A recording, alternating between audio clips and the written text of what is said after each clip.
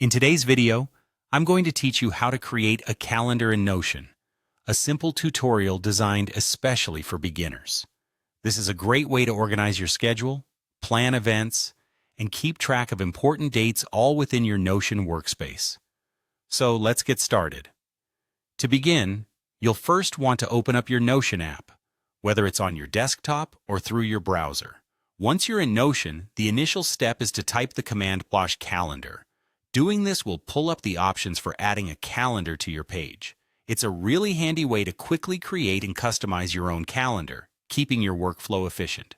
After typing /calendar, you'll be presented with a choice, whether you would like your calendar to be inline or a full page. Now, what's the difference between these two options? An inline calendar will be integrated into an existing page, similar to embedding a section right within your notes or any other content on that page. This can be particularly useful if you want to keep your calendar alongside other project notes or plans. On the other hand, a full-page calendar will stand alone as its own page. This option might be more appealing if you'd like a dedicated space for your calendar, offering more room for you to view and manage your schedule all in one easily accessible place. Choose the option that best suits your needs. Once you've decided between inline and full page, it's time to start adding events to your calendar.